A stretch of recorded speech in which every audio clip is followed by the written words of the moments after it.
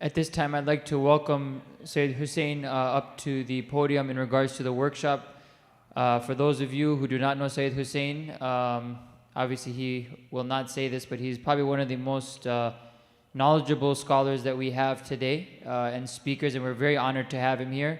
So we want to make sure we utilize him to our best of our abilities. So what he'll do is he'll have a workshop about this topic for about 30 minutes, and then he will have an open Q&A where you can ask any questions, or if you'd like to clarify the topic that he's discussing, and there'll be a mic on the men and women side. Let's welcome Sayyid Talawat Salawat ala Muhammad wa ali Muhammad.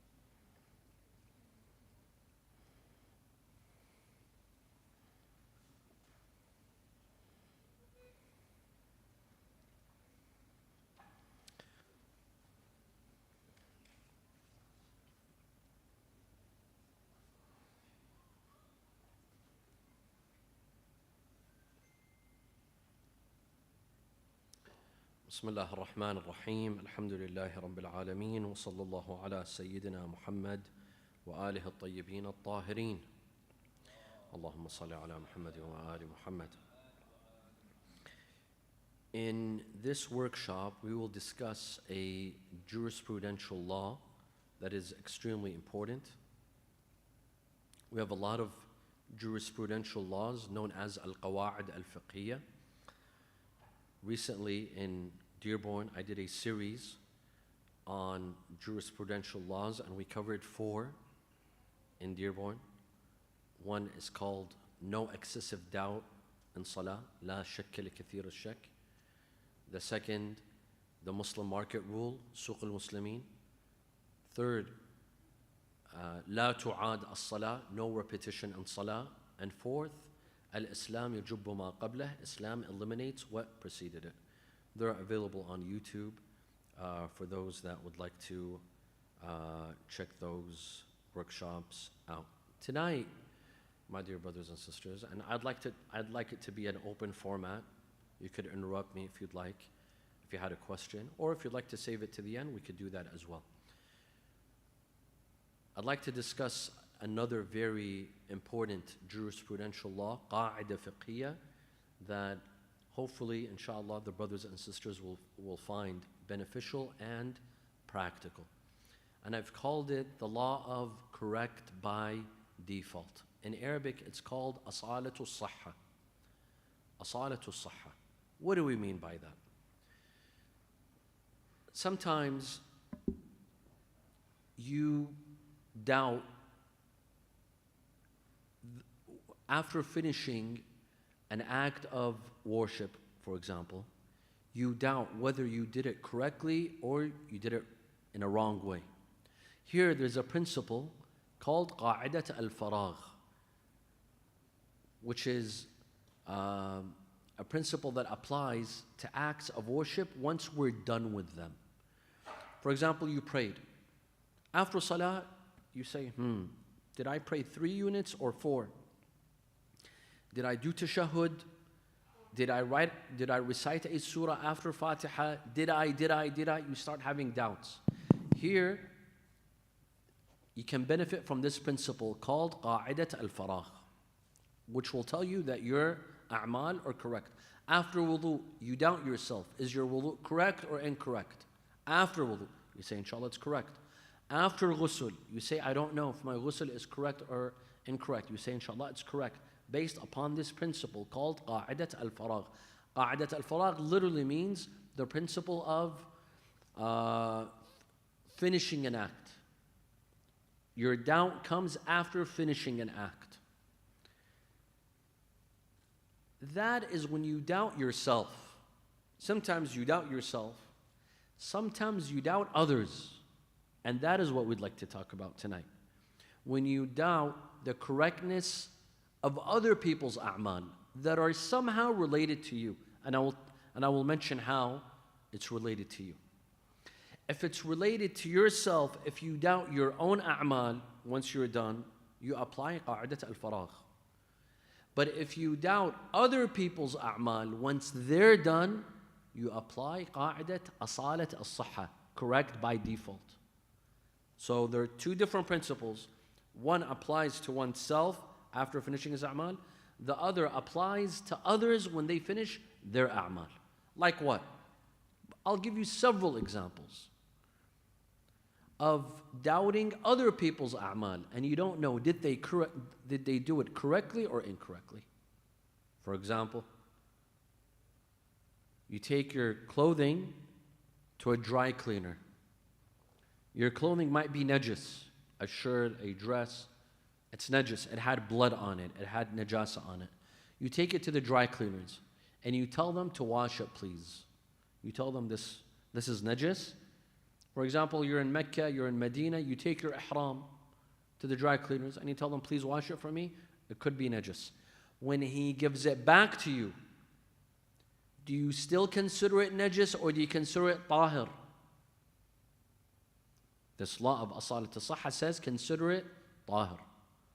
Although purity has conditions. For example, if it was blood, that clothing had to be washed and squeezed or rinsed. And hence, at home, when you wash in your washing machine, make sure that there's the rinse. There's a rinse on. And preferably 2 rinses. For urine, you need 2 rinses. For all other najasat, 1 rinse is enough. And you have that on your washing machine. You have that option of pressing 1 rinse, 2 rinse, 3 rinse. Don't go overboard. Don't do 5 rinses. 1 rinse for all the najasat, 2 rinses if it's urine. Like you have a baby, you have a child and there's urine on their clothing and you wash it in your washing machine, 2 rinses. Now, you give your clothing to the dry cleaner. Or a husband gives his clothing to his wife. A wife gives her clothing to her husband to wash. And now he's given it back to you. Do you consider it najis? Because it was previously najis. Now, after having washed by a Muslim, do you consider it tahir or do you consider it najis? You consider it tahir. And hence you can pray in that clothing. Why? Because it's correct by default. Anything that a Muslim does is correct by default. You do not need to question them. Another example is a Muslim slaughterhouse. You don't know how do they slaughter. Do they slaughter towards the Qibla? Not towards the Qibla. Did they cut the 4 veins? Did they say Bismillah or Allahu Akbar? Did they mention the name of Allah at the time of slaughtering or not? You say, inshallah, it's correct. Why? Because it's correct by default. Although we have another principle that says when a Muslim offers you food, you consider it halal. But let's say that principle didn't exist. We have an alternative principle that says a Muslim, anything that he does is considered correct by default. That means you don't have to ask. By default, it's correct. Unless you know that he made a mistake or she made a mistake. Unless you know that you made a mistake, then that's another question. But if you don't know, they tell you, here's your clothing. You say, inshallah, it's tahir. They say, here's your meat that you ordered. You say, inshallah, it was slaughtered in the right way. I'll give you other examples. You go to a Sayyid or a Maulana to perform marriage. And you did your marriage. And then you doubt, did he do it correctly or he didn't do it correctly? You say, inshallah, he did it correctly. Inshallah, he did it correctly. He fulfilled the requirements of reciting the nikah. Even more dangerous, a divorce. You and your husband, you and your wife get a divorce. You go to a sayyid or a sheikh, or it doesn't have to be a sayyid or a sheikh. Any mu'min that knows the law, knows how to perform a divorce. Of course, divorce has conditions. For a divorce to be correct, there has to be 2 male witnesses. The wife cannot be on her menstrual cycle. She has to be clean. And during that cleanliness, there was no intimacy. Now, this person performed your divorce. A year later, 2 years later, you're getting married. and the Sayyid or the Sheikh asks you, you're divorced? Yes. Was your divorce correct? You say, I don't know. I don't remember. He says, were the requirements fulfilled? Were you on your menstrual cycle? You say, I don't know. It was too long ago. Were the other requirements fulfilled? You say, I don't know. I don't remember. Here, because a Muslim performed your divorce, you say, Insha'Allah, it's correct. It's correct by default. And hence, if your divorce is correct, now you may remarry. If the divorce was incorrect, then guess what? You're still married. Congratulations. You're still married to the first husband or to the first wife. And if it's a wife, she can't get married. So this principle of correct by default is very important. It corrects the amal of others. I'll give you more examples. The Imam of Jama'ah, you're praying Jama'ah, and you're not sure, does the Imam have wudu or not wudu? Or he doesn't have wudu? Has he performed ghusl or not? You say, Insha'Allah, his salah is correct. And if his salah is correct, you may follow him. You may pray behind him. Another example, Salatul Janazah. You have a deceased in the family, and you bring a Sayyid or a Sheikh to pray Salatul Janazah. Salatul Janazah also has conditions. For example, when facing the Qibla, the head of the deceased has to be on the right side and his feet on his left side. After the Janazah, after the prayer and the burial, you say, wait, hold on a second.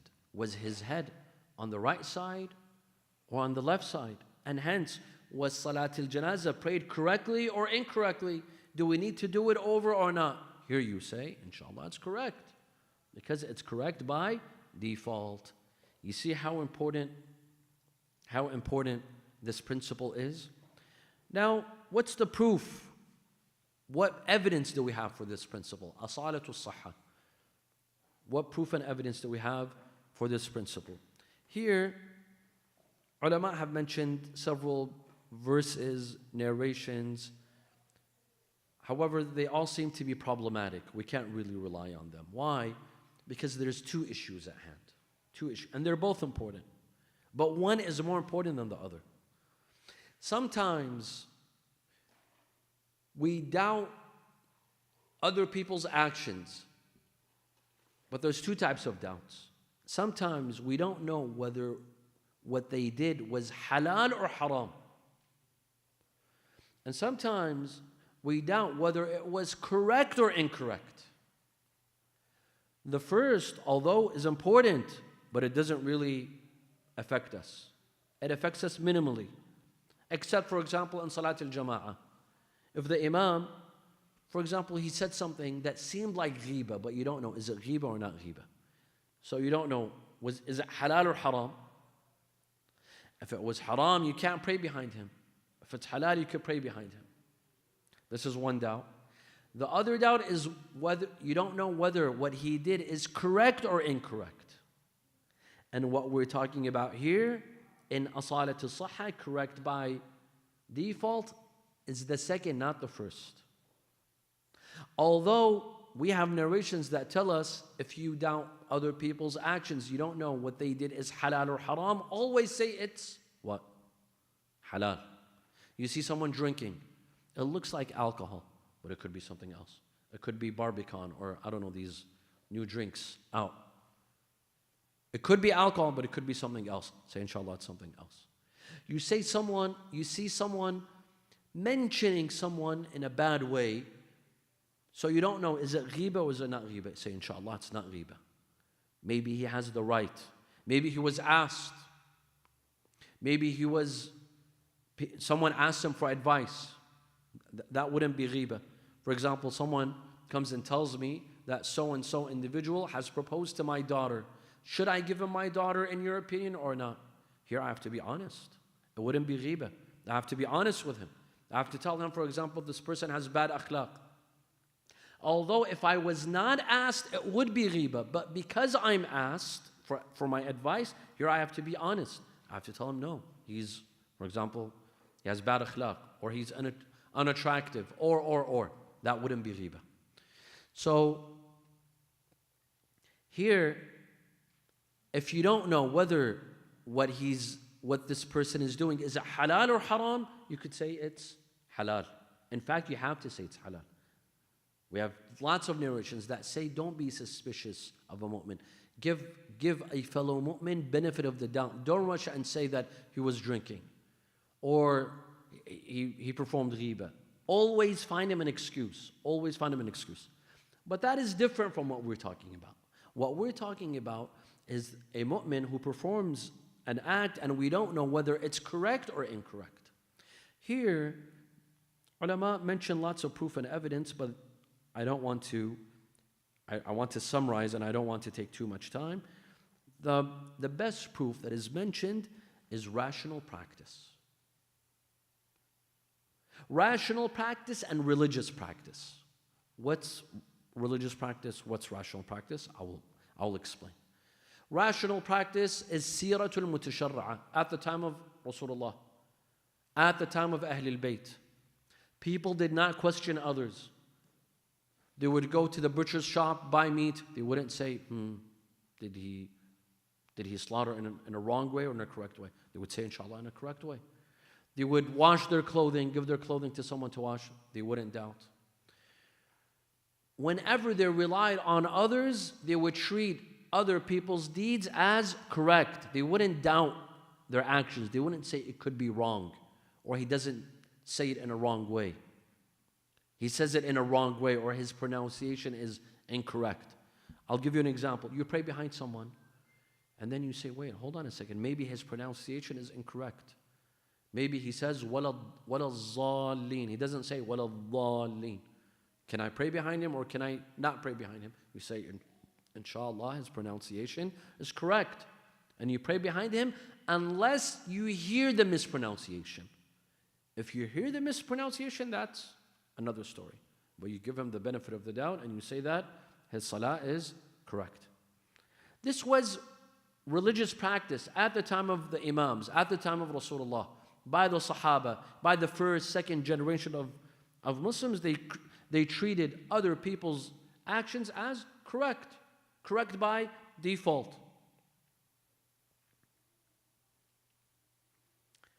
Shaykh al-Irawani, a respected teacher, he adds another proof. In addition to religious practice, he says there's rational practice. Even rational people, they consider the a'mal of others as correct. Let me give you an example. You go to perform a blood test. You go to the doctor says go and perform a blood test, blood exam. You go and perform a blood exam and you're given the results. Here, do you doubt the results or do you say, inshallah, it's correct? You say, inshallah, it's correct. Otherwise, if you doubt it, you're going to have to go do another blood exam and another blood exam. That's ridiculous. Here, you rely on other people. You say, inshallah, it's correct. Right? You take your children to school. Do you say they're going to teach them in a wrong way? No, you say, inshallah, they're teaching them math in the right way, science in the right way, biology in the right way. You don't doubt them. If we were to doubt other people, then we would have to do everything on our own. I would have to do my own blood exam, and I would have to build my own house, and I would have to perform a surgery on myself because I doubt my doctor, I doubt my surgeon, and there'll be chaos. In order for life to, exist in a proper way, is that we rely on each other. For example, my expertise is in fiqh. You might be an accountant. You might be a lawyer. You might be a doctor.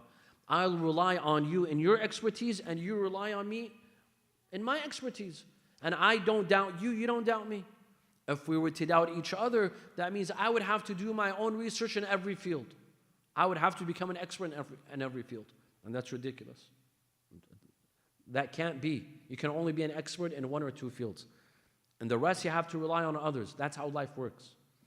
So it's not just religious practice, it's also rational practice. Even logical people, they do this. When you're not sure, did someone do this right? Is he doing it right or wrong? You say, inshallah, that's right. Correct? You're in a flight. You're on a plane. You say, is the captain going to take us safely? Does he know how to drive the plane or not? No, you say, inshallah, he'll take us to our destination. Unless it's Delta Airlines, then that's another story. And I flew with Delta Airlines today. So we have rational practice and religious practice that both support the idea of correct by default. That when people perform a amal, you say, inshallah, it's correct. Let me give you some more examples. It's time for Hajj. Someone gets a visa, you didn't get a visa, especially nowadays when it's with nusuk and everything's become hard. And you really want to go to Hajj, but you can't. Or you have a deceased father, a deceased mother. They never went to Hajj, but they were financially capable. Here you have to give what? What do you give? Niyaba. Niyaba, meaning you sponsor someone's Hajj and you say, please go and do Hajj on behalf of my late father, on behalf of my late mother. When they come back next year, do you have to send someone else for Hajj again? Why? Well, maybe that person messed up his Hajj. Maybe he didn't do it correctly. Maybe he forgot to do tawaf. Maybe he didn't do sa'i. Of course, people might forget tawaf or sa'i, but no one forgets tawaf in nisa. Everyone does tawaf in nisa. That is not forgotten. Maybe they forgot to do rami al-jamarat. That is a possibility. But do you pay attention to this possibility? No, you don't. You say, inshallah, his Hajj was correct. Inshallah, his Hajj was correct. He came. Hopefully, inshallah, he did his Hajj according to the laws of the marja, and hence, I do not need to send anyone for Hajj again. Or you might hire someone to do salah and fast, praying and fasting for a deceased. This is very common, especially back home. In fact, there are some poor people, they live off of this. They live off of praying and fasting for the deceased. Salah istijari and som istijari. This is how a lot of people suffer from poverty back home. Oh, what if he doesn't pray correctly? What if he doesn't pronounce correctly? What if there's a problem with his wudu, with his ghusl? Now here you say, inshallah, asalatu as-sahha. Inshallah, his salah is correct, his wudu, his ghusl is correct, and I do not need to hire someone else for the job. This principle, we can apply it in most cases, except. I will mention exceptions. Sallu ala Muhammad wa ala Muhammad.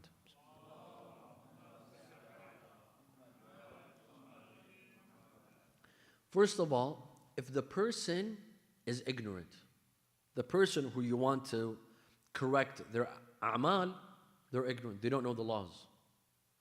Or they don't know the mawdu', the subject matter. Let me give you an example.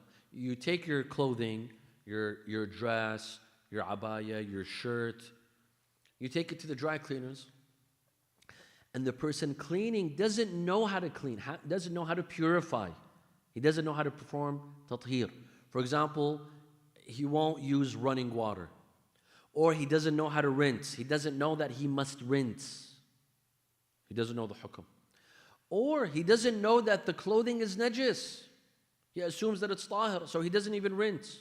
He just washes it because he thinks it's dirty. He doesn't know that there's najasa, there's blood or urine, for example. So he doesn't rinse. Not that he doesn't know that rinsing is wajib in order to purify, but he doesn't know that there's a najasa on your clothing. Here, can you say correct by default? No, you cannot. No, you cannot. Why? Because this person is ignorant. He's either ignorant regarding the law or he's ignorant regarding the subject matter. Here you cannot. Here you cannot apply this ruling. This is number one. Number two, if the person is not religious at all, doesn't care about religious laws, doesn't care about Islamic laws. He has a cleaner's, he owns a cleaner's shop, but he doesn't care. He won't use running water, he won't rinse on purpose. He's not religious. Or he owns a butcher's shop. He doesn't care how to slaughter the meat. Does he say Bismillah? He doesn't care at all. He's not religious.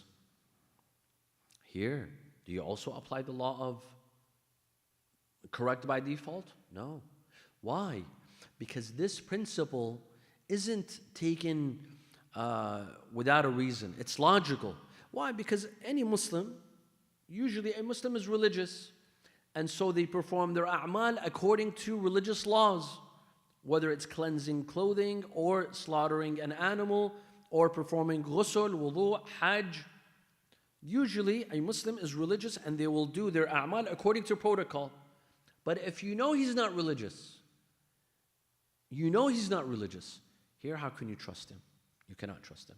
Yes, there's one exception, and that is if it's a Muslim store owner. He owns a shop or he owns a restaurant. Even if you know he's not religious, as long as you do not know for sure that his meat is haram, you say inshallah that his meat is halal. Unless you know for a fact. And how do you know for a fact? If you're willing to swear. A lot of people tell me, well, I'm pretty sure. I told them, are you willing to swear? No. See, in the Iraqi community, tell them, swear by Abu al-Fadl Abbas. Are you willing to swear by Abu al-Fadl Abbas? He says, no, of course not. Abu al-Fadl, no. God maybe, but Abu al-Fadl, no. See, then you're not certain. You're not certain. If you're ready to swear by Abu al-Fadl Abbas that this shop owner or this restaurant owner, his meat is haram, then you consider it what? Halal. Halal. That is the only exception. So I get this question all the time. What if he sells alcohol? In a restaurant, he claims that his food is halal, but he sells alcohol. Can we rely on him? Practically, you can. You can. If you want to perform ihtiyat and be cautious, that's good. Good for you. But do you have to be cautious? No. He's a Muslim. And we have several narrations.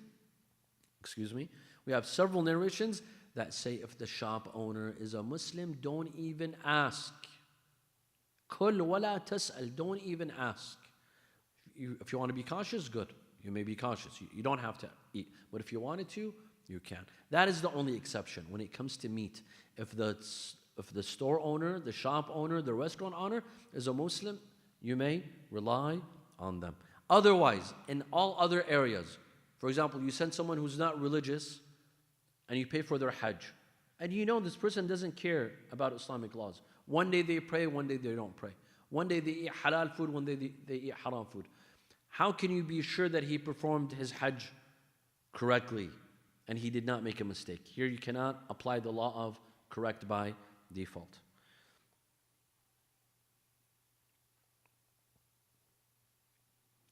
That's pretty much it. That's a summary of this principle. I will open the floor if there's any questions, if there's any comments, if there's any objections, you may do so. This was a summary of the principle of correct by default, asalatu sahha. I encourage the brothers and sisters to listen to the lecture that I gave on the Muslim market. On the Muslim market just a couple of days ago in Dearborn. It explains the Islamic perspective on a Muslim market.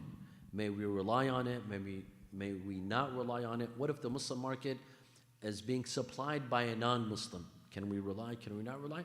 I've explained in that lecture. Now, if there's any questions or comments, I'll be happy to take, inshallah.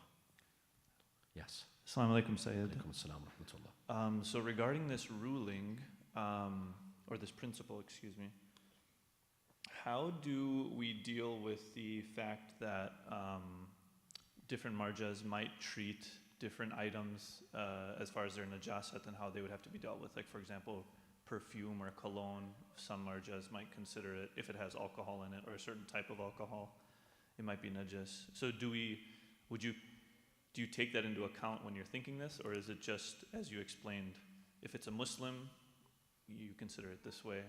Or do you put it under ignorance or something? In the case of purity and najasa, if you follow a marja' and the other person follows another marja', and you know for a fact that they disagree on this matter, and the person, he followed his marja' in this ruling, and there's a disagreement, here you may not rely on him. So for example, if you're a follower of Sayyid Muhammad Sa'id al-Hakim, rahmatullah alayh, who passed away in 2021, Muharram 25th of Muharram 2021, he believed that ethanol, which is in colognes and perfume, is najas. That's najas. You're a follower of Sayyid Muhammad Sa'id al-Hakim. You go to a dry cleaners who's a follower of Sayyid Sistani, who does not believe that ethanol is najas, and perfume and cologne is najas. And you know that he's not going to treat it as najasa. May you rely on him in this matter or not? No, you cannot. No, you cannot. Thank you, Sayyid. Yes, in matters of Hajj, for example, you're a muqallid of, for example, Sayyid Sistani. You give niyaba to a muqallid, for example, of Ayatollah Fayyad. Ayatollah Fayyad allows, for example, tawaf from the second floor, or sa'i from the second floor. And you sponsored someone to go to Hajj, but he's a follower of Ayatollah Fayyad, and you're a follower of Sayyid Sistani. Is that enough? That's enough. When it comes to Hajj, that's enough. If he did his Hajj correctly according to his marja', for you, it's enough. He's done his job. Because the person who you hire to do Hajj or even Salah or Sawm, he doesn't have to do he doesn't have to do it correctly based on your taqleed. He has to do it correctly based on his taqleed. If there is another question, I had a follow-up. Somebody else had a question. Let me give you another example. See, it's a bit complicated and it varies from case to case. In Salah, for example. In Salah, ghusl al-Jum'ah, some ulama say that it suffices. You do not need to perform wudu. If you've done ghusl al-Jum'ah, you don't need to perform wudu, like Sayyid al-Sistani. There are some ulama that say ghusl al-Jum'ah does not suffice. You still have to do wudu, like Ayatollah Sayyid Sadiq al-Shirazi. Now, you pray behind someone who you know, for example, does taqleed of Sayyid Shirazi. Oh, I'm sorry, the other way around. You're a follower of Sayyid Shirazi, and you're praying behind someone who does taqleed of Sayyid Sistani, and you know for a fact. Sometimes you don't know. You say, maybe he did wudu, inshallah, as-salatu sahha, correct by default. But if you know for a fact that today he did not do wudu, he took a shower, did ghusl al-Jum'ah, and he came directly to Salah. And your marja' says that ghusl al-Jum'ah is not enough. Here you cannot pray behind him. But that's only if you were spying on him. And you saw him come out of the shower and come directly. If not, you give him the benefit of the doubt. And you say, perhaps he did wudu and we're good to pray behind him. Inshallah.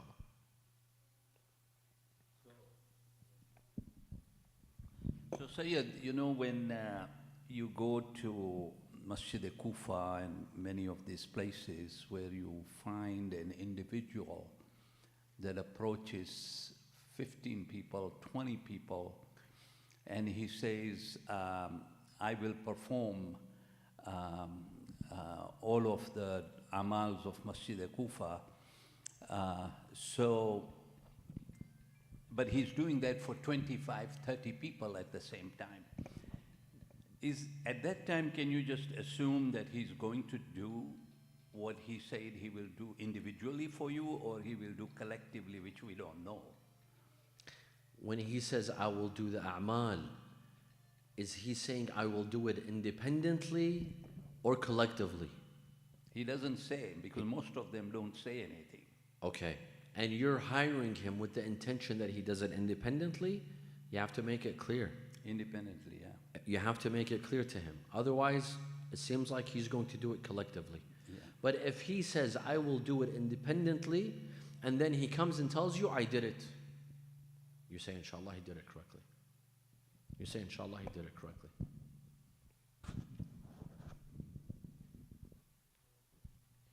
Assalamu alaikum, Sayyid. Alaikum as-salam, rahmatullah. My question is based on, what if you see a practicing Muslim make a mistake, then especially in like food, for example, one of my roommate back in college, she bought a meat, but it wasn't considered halal. It was just kosher, which is like, you know, based on the Jewish religion. And she just said, oh, it's halal. And she labeled it halal and made food. And this was during Ramadan, and she gave it to everybody.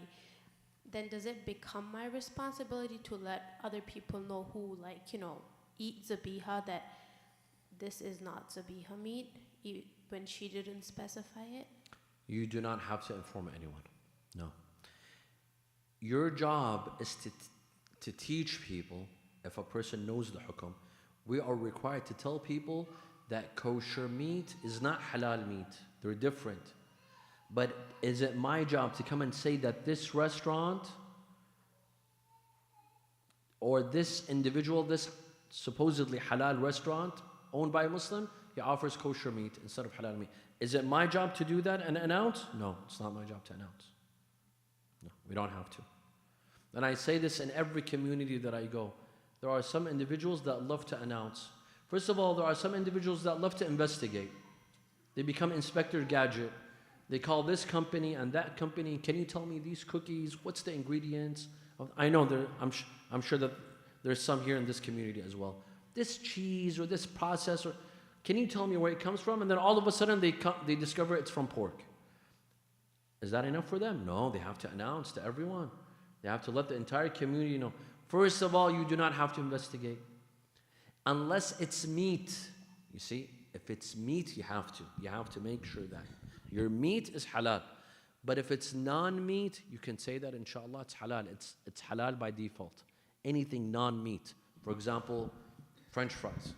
For example, potato chips, cookies, cheese, things like this. Do you have to read the ingredients and call the company and ask? No, you don't. You don't have to investigate. This is one. Number two, and if you discover that it is haram, do you have to announce? You do not have to announce. Please do not announce. You don't have to announce to everyone.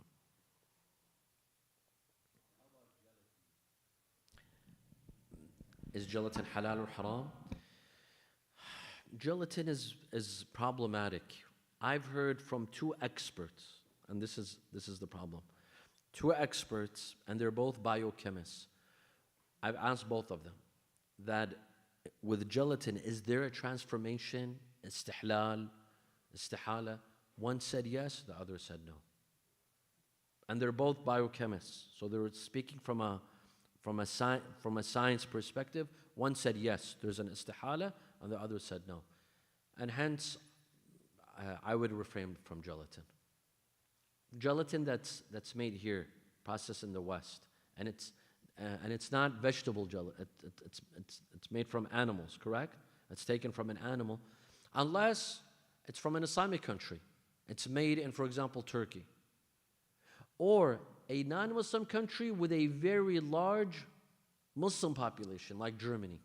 Germany has lots of Muslims, millions of Muslims, and there's a percentage, there's a chance that it was done by Muslims. That would be fine. If not, and you know that this gelatin is taken from an animal and it was done in a non-Muslim country, then it's considered haram. So if it's gelatin, but it just says gelatin, it doesn't say whether it's halal or haram or whatever.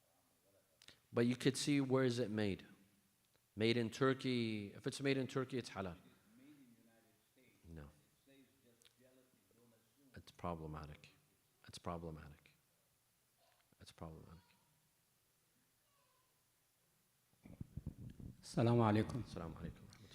Regarding the first question that this brother had regarding the alcohol, can we consider all the industrial alcohol is going to be not najis and is clean? Industrial alcohol, chemical like alcohol. chemical alcohol, according to most maraja, is fine. It's not najis. Except Sayyid Muhammad Sa'id al-Hakim, rahmatullah alayh. Sayyid Muhammad Sa'id al-Hakim believed that it was najis, especially ethanol. He considered ethanol to be najis, the one that's used in perfume and cologne. But all others, they say it's tahir, and it's fine. Or it's dissolved. Another way is that it's dissolved. That alcohol is dissolved. It's less than 2%. It's dissolved, and hence it does not have an effect. So no matter how it was produced. Correct. Correct.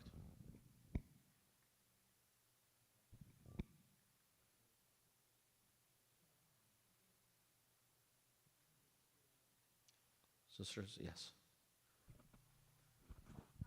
Assalamu alaikum wa rahmatullah.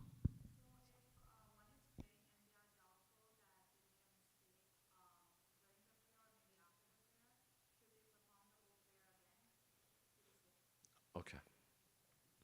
This question has different scenarios to it. If you doubted after salah, your doubt came after salah, you say my salah is fine.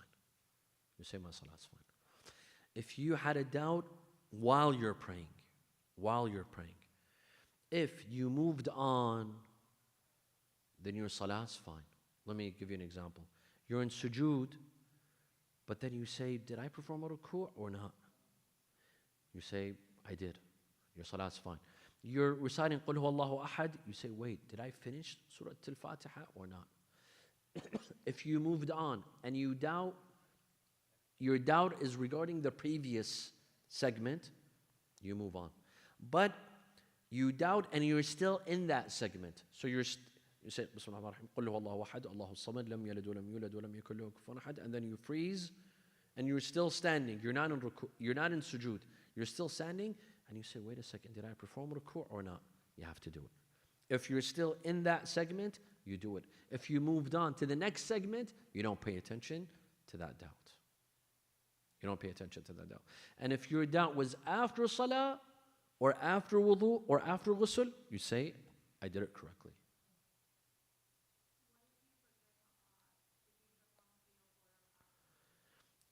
In salah or after salah? After salah, you don't know whether it was 3 or 4. Was it maghrib or you say, I did it. I did 4. You consider it correct. As long as your doubt is after salah, whatever the doubt was, you say, inshallah, I did my salah correctly. So after salah, you don't know salat al-isha, you did it 3 or 4. You say, no, inshallah, it was 4. And you did it correctly. My pleasure.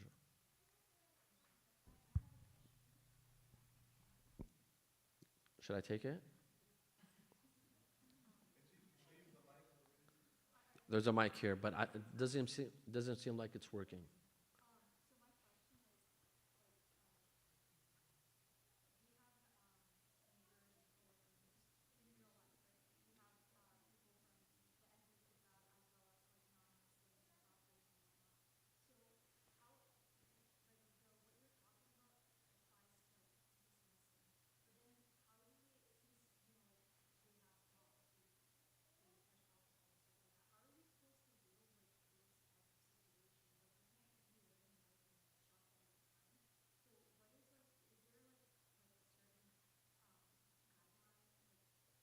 Muslim or non-Muslim? Non-Muslims. And you don't know whether they're tahir or najis? You say it's tahir. Unless you saw with your own eyes. If you saw with your own eyes najasa, they touched a dog with a wet hand. Touching a dog by itself doesn't make it najis unless their hand was wet or the dog was wet. If they're both dry, the najasa is not transferred. You didn't see them drink. You didn't see them touch pork or haram meat with their hands. You consider their hands are, you shake hands with a non-Muslim. You say it's tahir. You have to see it with your own eyes. If you saw it with your own eyes, you say it's najis. Let me give you another example. You go to a restaurant and you buy French fries or a fish burger, for example. But there is a chance, only a chance, you didn't see with your own eyes. There is a chance they're using the same pan and they're frying in the same pan. The burger with the French fries or the fish burger with the hamburger. Let's say the fish burger is halal and the hamburger is haram, but they're using the same pan. You don't know, you didn't see with your own eyes, but you assume. Your assumption is invalid. You say, inshallah, it's tahir. Unless you saw with your own eyes. If you saw with your own eyes, or someone reliable told you that I saw with my own eyes, they used the same pan, or they boiled in the same place, then you don't. So that's where you draw the line. Did you see the najasa with your own eyes? You consider it najas.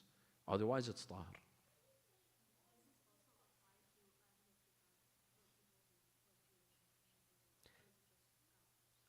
What applies? Yeah, you have to be specific.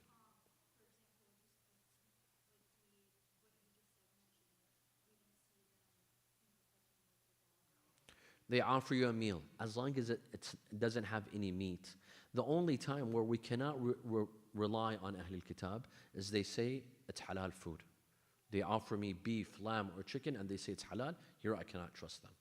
Otherwise, they offer me a salad, fruits. I consider it tahar.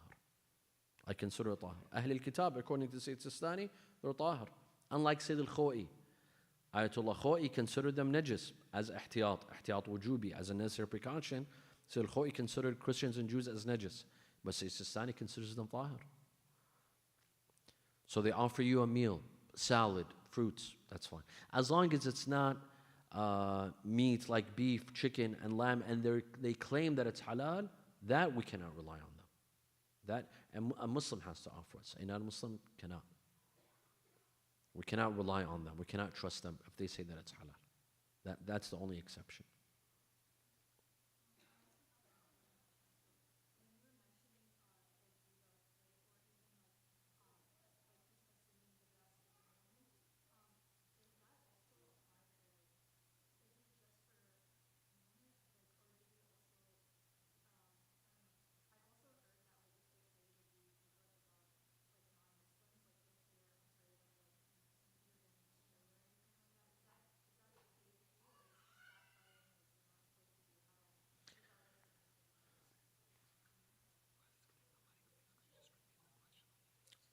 Sure. So you're asking, is ghiba allowed if it's a non-mu'min or a non-Shi'i?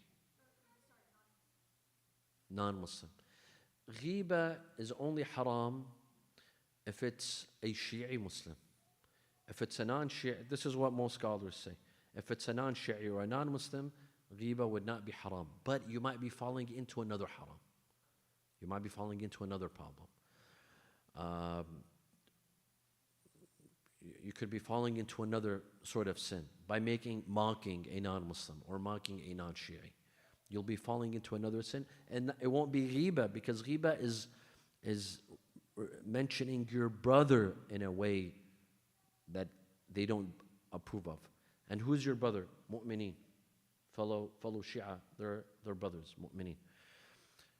So ghiba of a non-Shi'i wouldn't be considered ghiba, but you might be falling into another sin. I had a hand there, and I'll come back to you. Is that okay? Assalamu alaikum, Sayyid. Assalamu alaikum wa rahmatullah. Just a quick question going back to food. When you were saying that as long as it's a Muslim, you cannot question whether the food is halal or haram. You don't need to question. You don't need to question. Now, does it matter what kind of Muslim it is? It doesn't matter. Sunni, Shi'i, Sunni. In fact, that's the whole idea behind the Muslim market rule. Suq al-Muslimin. The companions of the Ahlul Bayt, they would ask the Imam that I go to the market and I find meat. Do I consider halal or haram? Or I find leather, wool, and I don't know, is it taken from an animal that was slaughtered in a correct way or an incorrect way? Or I find leather. This is very very practical, and a lot of people fall into this. You go to the market and you find leather, and you don't know, this leather, is it taken from an animal that was slaughtered in a halal way or not a halal way? In the dhabiha way or not? Or maybe it's taken from an animal that doesn't even accept the dhabiha, like a alligator, for example. If it's in a Muslim market, you may rely on it. You don't even need to ask. Whether it's Shia or Sunni, unless you know that they eat the food of Ahlul Kitab. If you know that for a fact that their supplier are Christians and Jews, you may not rely on them. But as long as you don't know, even if there's our Sunni brothers, we may rely on them. There was a question here, and Sayyidina, I'll come back to you. Is that okay? Yes. Assalamu alaikum.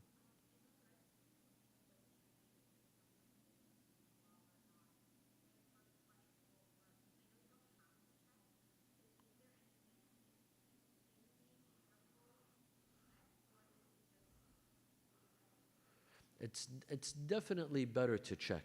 Ihtiyat is always good. Reading the ingredients, asking the Muslim shop owner, the Muslim restaurant owner, where do you get your food? Who's your supplier?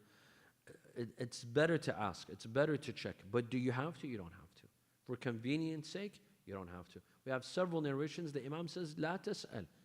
اترك المسألة. You don't have to ask for convenience sake. But if you want to be extra cautious, you may. You may. It's better to be cautious. But do you have to? You don't have to. Sayyidina.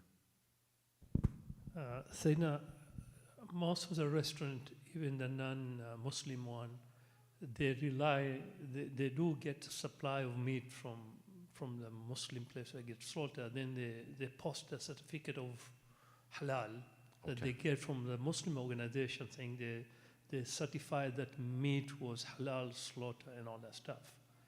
How can we rely on that? Will the certificate by itself be good, reliable to do? Even if we check with the company that issue and say, yes, if they have our certificate, we verify that meat was halal. Is that acceptable then? This is very problematic, Sayyidina. Let me explain.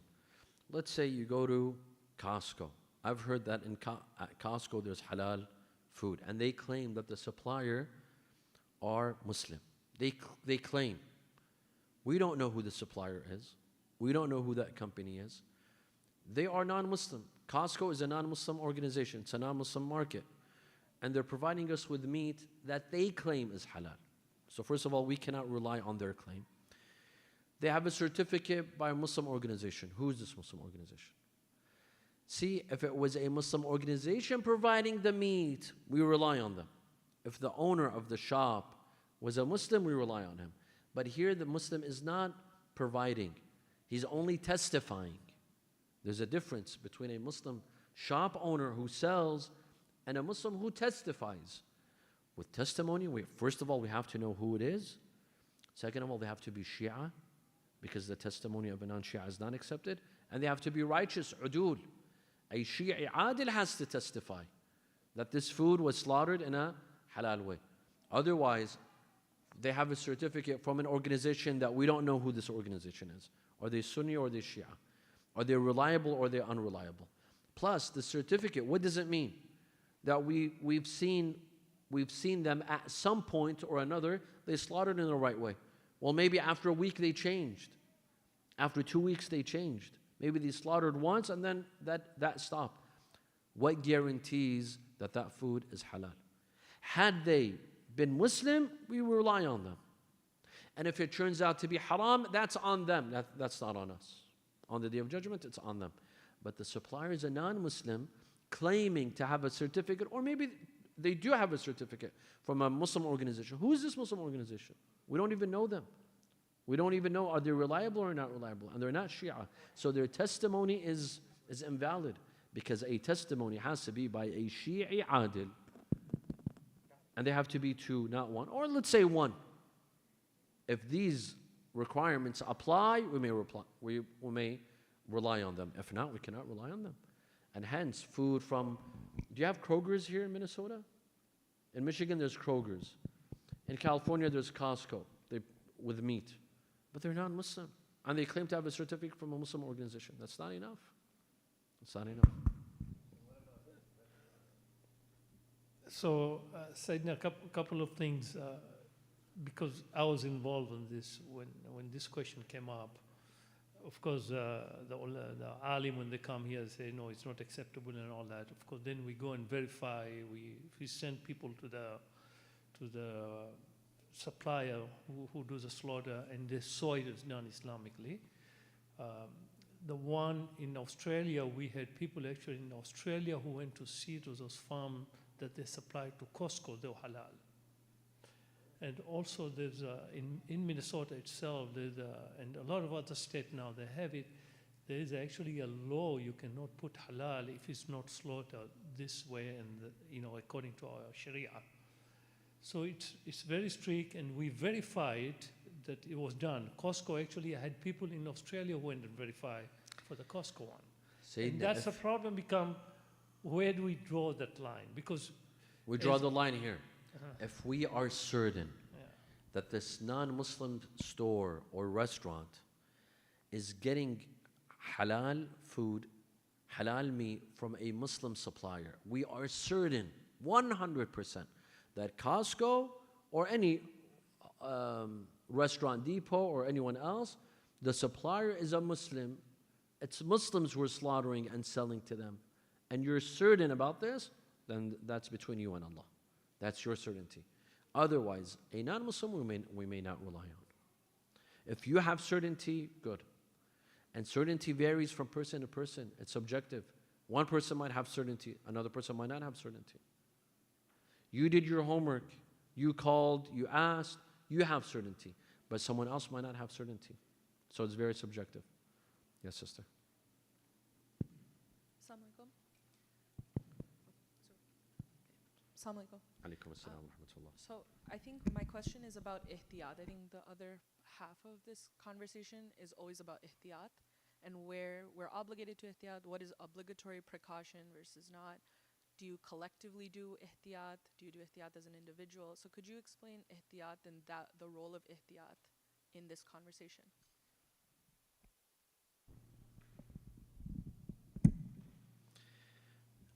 The ihtiyat that I'm talking about is you go to a Muslim store, a Muslim restaurant, a Muslim supplier, and you don't really know. Maybe they sell alcohol as well. And this happens a lot. The restaurant owner, he'll tell you the chicken is halal, beef is haram. Can you rely on what he says it's halal? Well, he's telling you it's halal. And the beef, he's telling you it's not halal. You can rely on him in the chicken, for example. But is it better to do ihtiyat? It would be better to do ihtiyat.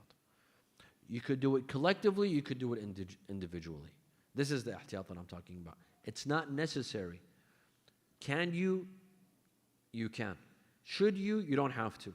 Is it better that you do? Sure. Why not? This is the ihtiyat that I'm talking about. If it's a Muslim supplier, it's a Muslim store, it's a Muslim restaurant, and you're not sure, you don't want to ask, or you want to ask as a precaution, sure, why not? You could ask. You don't have to, but you can. You could eat vegetarian. You don't have to eat their food. You don't have to eat their meat. Can you? Yes, you can. You can do ihtiyat.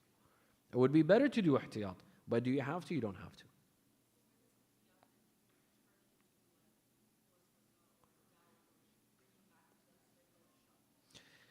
See, it becomes waswasa when you say it's haram. No, I don't trust this guy, it's haram.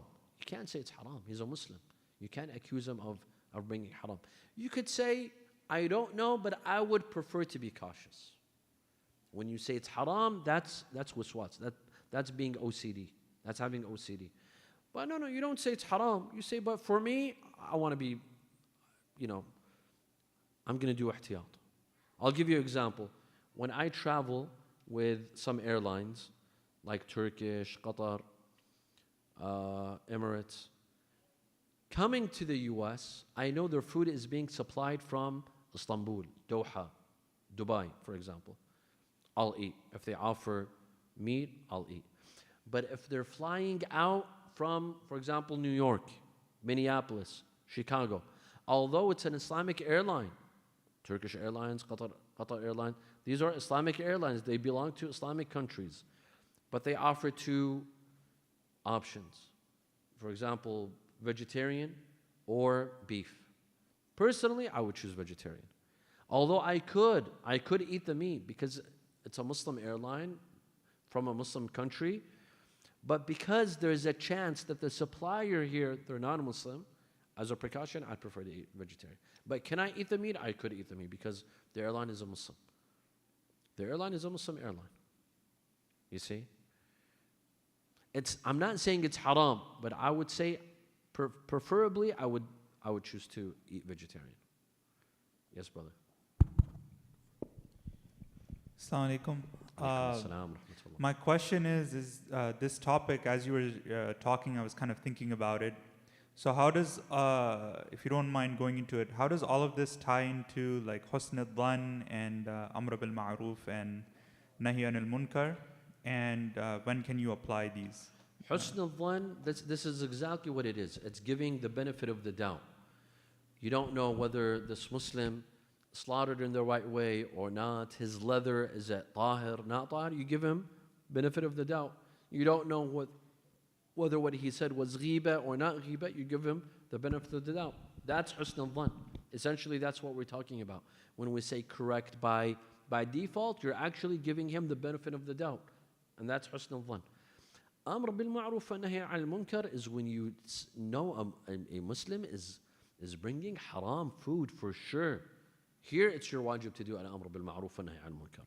Here, you have to rebuke him and you tell him that you're a Muslim shop owner, you're a Muslim restaurant owner, and there's Muslims relying on you, they're trusting you because you're a Muslim, and you're breaking their trust. What you're doing is haram. That's amr bil ma'ruf wa nahy al munkar. Yes, sister. Would you like to use the microphone?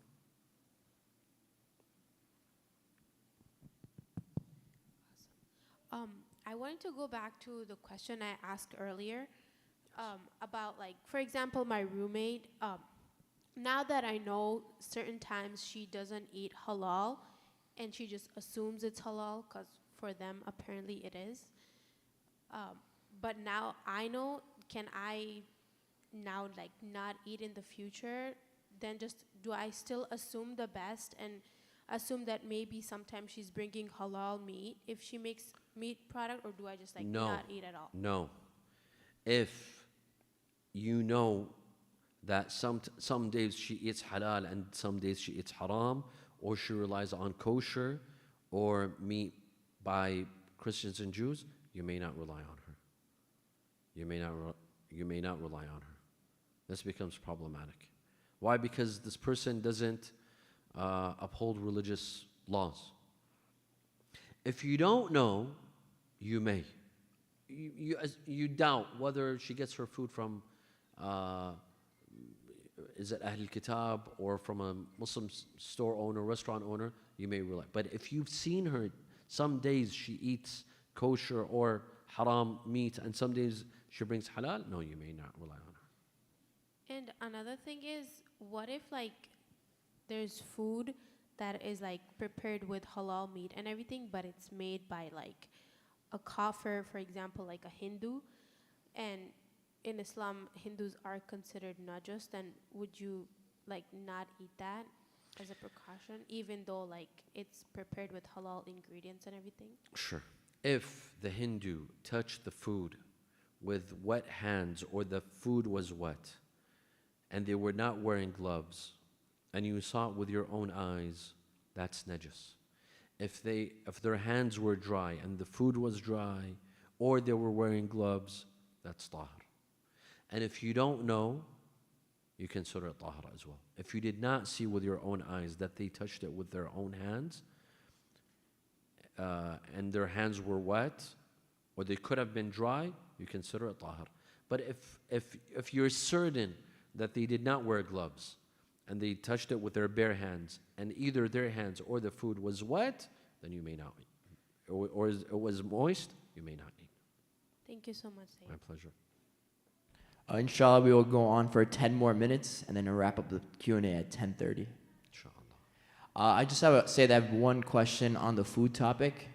Let's say we go to a restaurant, we don't know what they're doing with the cross-contamination, and we eat the food, right? And then after we find out, like after we eat the food, okay, it's all contaminated. Are we ourselves najis, and like do we have to clean our mouths like before we pray namaz? Are we considered najis? Or are we No. okay? We ate the food. We good. We don't have to clean you're our fine. mouths. Oh, You're fine. In fact, the inside of the mouth is usually not najis.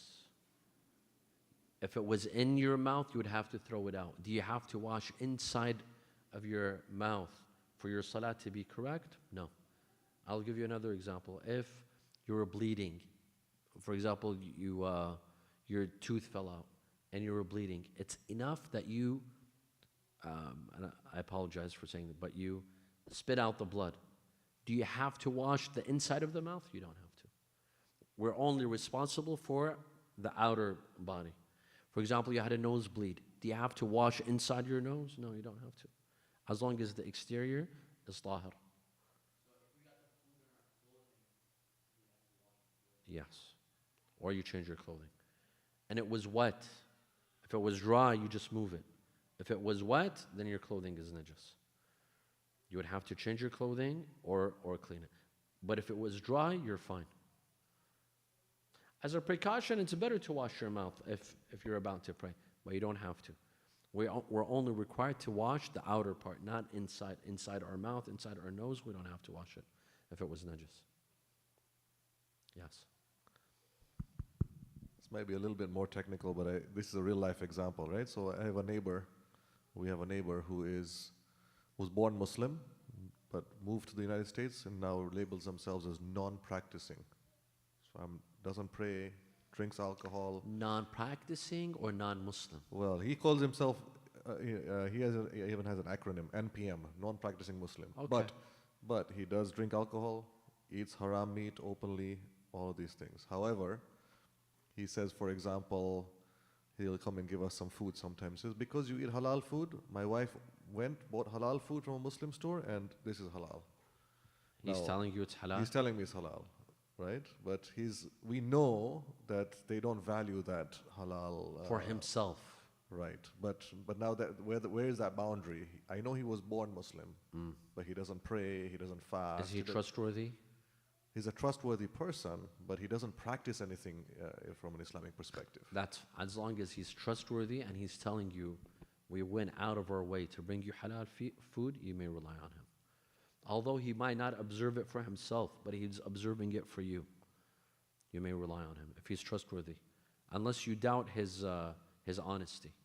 If you doubt his honesty, that's another story. Otherwise, you may rely on him. Just elaborating on that, what is the difference there between, if that was a non-Muslim person, I would not be able to take that. And how do I guess where the boundary is, sometimes me and my wife are talking, is he actually Muslim or is he not? He was born a Muslim, but he doesn't do anything. He's still a Muslim. Okay. He's a non-practicing Muslim. He's a fasiq. But he's not a murtad. Unless he's telling you, I'm not a Muslim. If he's not a Muslim, he's a murtad. Here you cannot eat his food. But if he's telling you, I don't practice, he's still a Muslim, but he doesn't practice. And now he's telling you, I brought you halal food. And there's no reason for him to lie and trick you. There's no reason for him to trick you. He's trustworthy, you may rely on him. But if a non-Muslim tells you, I brought you halal food, first of all, a non-Muslim doesn't know what halal food is. Maybe he thinks that, he doesn't know the meaning of halal. And some of our Sunni brothers, for them saying Bismillah on McDonald's food makes it halal. He doesn't know. So how can you rely on him when he says it's halal? Unless you're certain that it's halal. If you're certain 100% it's halal, you may rely on him. Otherwise, it's problematic. Sayyid, I have I guess a little bit complicated question maybe. I wanted to see your personal opinion on where you stand on this.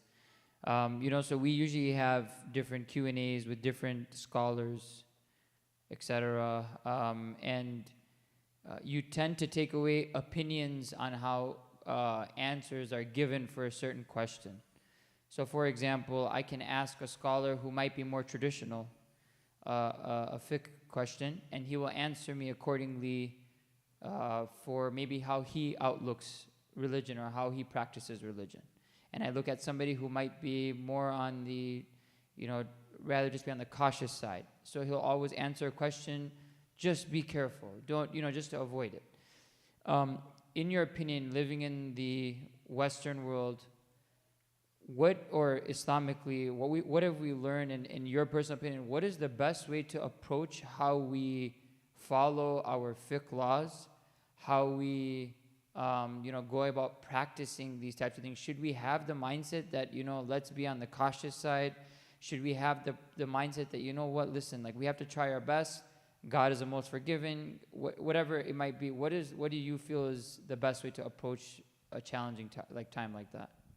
Personally, I think being cautious is something good. It's good to be cautious by being careful. Why? First of all, if we're cautious all the time and we're always doing ihtiyat, sometimes we drive our kids away. Our kids will go crazy. No, don't eat this, don't touch this, don't drink this, don't do. Our kids are going to go crazy. They're going to be like, what is this? I didn't sign up for this. On the other side, if we're too lenient, if our generation is too lenient, then what's the next generation going to do? They're going to take things very easy. I say there's a middle ground. We try to exercise ihtiyat as much as possible. As much as possible. But if it's going to be destructive, we don't need to. For example, I'll go to a restaurant. I have several options. I know 3, 4 restaurants. 2 of them, I know they're halal for sure. 1 of them is shady. Let me go to the ones that I know for sure. Here, there's no problem in doing ihtiyat. It's not going to destroy my life. It's not going to complicate things. But if you're on a road trip and there's 1 halal restaurant, the store owner, the restaurant owner is Muslim, and you're on a road trip for the next week, and you don't have too many options. Here, you could rely. You don't have to do ihtiyat. The ihtiyat would be to rely on canned food, for example. So it depends on the situation. Can you perform ihtiyat? Is it feasible? It would be better. If you see yourself in a position where ihtiyat is destructive, you can't, then you don't need to. You could stick to the book. You could literally rely on him because he's a Muslim. Okay, how about, for example, So ihtiyat is good as long as it doesn't it's not disruptive. okay, so how about, for example, like, I guess the more common topic that comes up now is, God is all merciful, and you just try your best. So for example, I'm doing wudu, and there's some people that are more thorough than others when it comes to wudu. So you ask person A, and they're like, listen, I tried my best, this is what it is. I ask person B, but they're more on, I'd rather be effective with my wudu. Like I guess, how about when you're approaching things like those? Like what have we been taught? How do we approach those types of things in life? If you do your wudu correctly, you've covered the major spots. If you've covered all the spots, khalas. You don't have to do wudu for 10 minutes. Wudu should be done in 2 minutes, rather 1 minute. If you're taking more than 1 minute to do wudu, there's something wrong. Wudu can be done in 1 minute. Ghusl could be done in 3 minutes, if not 2. If you're taking longer, that's a problem. That means there's something wrong. Don't let it become an obsession and an OCD. Sure, perfect your wudu, but more than that, you're taking time off of work, you're delaying others, you're going to miss Salat al-Jama'ah, that becomes disruptive. That's not normal anymore. Do your wudu to the fullest. Make sure that you've done it correctly, but you don't have to go overboard. I see some people, they stand, their wudu literally takes 15 minutes. 15 minutes. They hold up everyone. Imagine 5 daily prayers, 5 multiplied by 15. That's an hour and 15 minutes a day of wudu, just wudu. That's crazy. That's not ibadah anymore. That's OCD. Salam Sayyid. I have a question in terms of connection in Jamaat prayer. So on the women's side, if you're standing for Jamaat prayer and you realize that the person on your right and the person on your left may not have proper hijab for prayer, the person in front of you is your connector, correct? So could you rely, not seeing their hijab, could you rely on them to have proper hijab? You say correct by default. Yeah. If you saw that their hijab is incorrect, that's another issue. But if you didn't, that's fine. That's fine. You may rely on them. You don't need to check or investigate.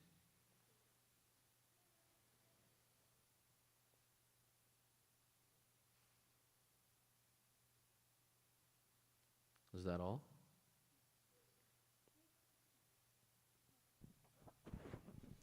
Shall we conclude with a dua? بسم الله الرحمن الرحيم اللهم صل على محمد وآل محمد اللهم كل وليك الحجة ابن الحسن صلواتك عليه وعلى آبائه في هذه الساعة وفي كل ساعة وليا وحافظا وقائدا وناصرا ودليلا وعينا حتى تسكنه أرضك طوعا وتمتعه فيها طويلا برحمتك يا أرحم الراحمين. وصلى الله على محمد وآله الطاهرين.